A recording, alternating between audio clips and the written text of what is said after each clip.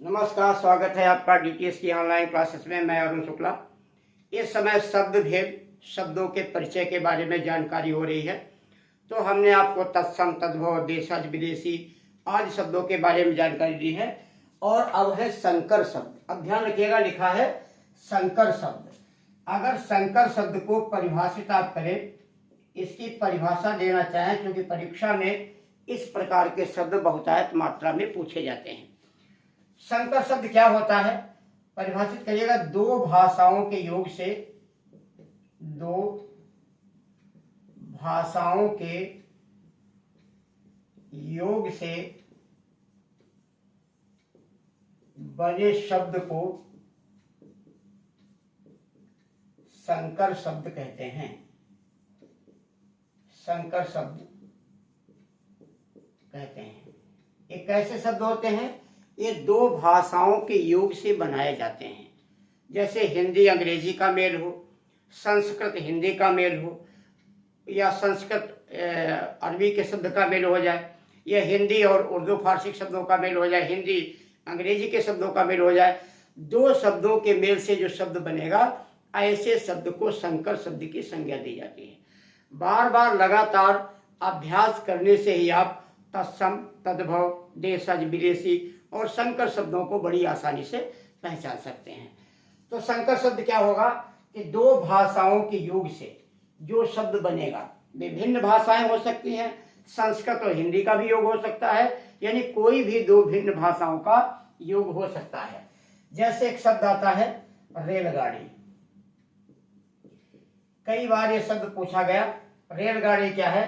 तो ध्यान रखिएगा, रेल शब्द जो है अंग्रेजी का है और गाड़ी शब्द हिंदी का है। तो हिंदी और अंग्रेजी के शब्द के मेल से बना, तो इसलिए इस शब्द को संकर शब्द की संज्ञा दे दी जाती है। अब जैसे आपका आ जाता है लाठी चार्ज। लाठी चार्ज प्रायः यह शब्द प्रचलन में सुनाई पड़ता है। लाठी शब्द हिंदी का है और इसमें चार्ज शब्द अंग्रेजी का है। तो ये दोनों शब्द क्या है? संकर शब्द कहलाए हैं। इसी प्रकार का आपका आ जाता है टिकट, खिड़की। अब टिकट शब्द जो है वो अंग्रेजी का है और खिड़की शब्द जो है देश शब्द है। अभी आपको बताया था कि देश शब्द है, यानी हिंदी का शब्द है। तो टिकट अंग्रेजी का है और खिड़की हिंदी शब्द बना हुआ है।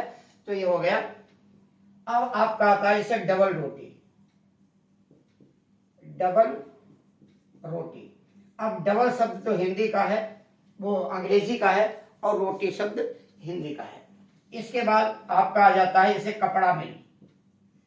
कपड़ा शब्द हिंदी का है और मिल शब्द अंग्रेजी का है। तो कपड़ा हिंदी का शब्द हो गया और मिल शब्द अंग्रेजी का हो गया। अब आ जाता है छायादार। छाया शब्द संस्कृत का है और दार शब्द फारसी का है। पहले संस्कृत शब्द का प्रयोग है, उसके बाद में फारसी शब्द का प्रयोग है। अब जैसे आ जाता है मसालेदार। अब मसालेदार भी दो शब्दों के योग से बना है, इसलिए इसे भी संकर शब्द की संज्ञा दे दी जाती है। तो इस प्रकार ध्यान रखिएगा, तमाम ऐसे शब्द होते हैं जो दो भाषाओं के योग से बनाए जाते हैं, उन्हें संकर शब्द कहा जाता है। तो इस प्रकार जो अभी तक 2-3 क्लासें पहले चली हैं, यानी जो शब्द की उत्पत्ति कैसे हुई, शब्द का इतिहास है, उस आधार पर जो 4 भेद थे, तत्सम, तद्भव, देशज, विदेशी, उनके बारे में चर्चा हुई है। और एक भिन्न शब्द इसमें होता है जो आपके सामने लिखा हुआ है संकर शब्द। चूंकि इसके कई प्रकार इसमें से क्वेश्चन आए हैं, कई बार प्रश्न पूछा गया, इसलिए इस पर चर्चा करना बहुत सा जरूरी था। तो रेलगाड़ी हो गया, लाठीचार्ज हो गया, टिकट, खिड़की हो गया, डबल रोटी, कपड़ा मिल, छायेदार, मसालेदार, पानदान, ऐसे तमाम शब्द हैं जो दो भाषाओं के योग से शब्द बनते हैं, उन्हें संकर शब्द की संज्ञा दी जाती है। तो इस प्रकार ये शब्द भेद जो इतिहास के आधार पे हैं वो पूरे हो जाते हैं। अगली जो हमारी क्लास होगी, मैं अभी आपको बता देता हूं, उसमें हम आपको बताएंगे रचना या बनावट के आधार पर। रचना या बनावट के आधार पर शब्द मुख्य रूप से 3 प्रकार के होते हैं, जिनको कहा जाता है रूढ़ शब्द, यौगिक शब्द और योग रूढ़ शब्द।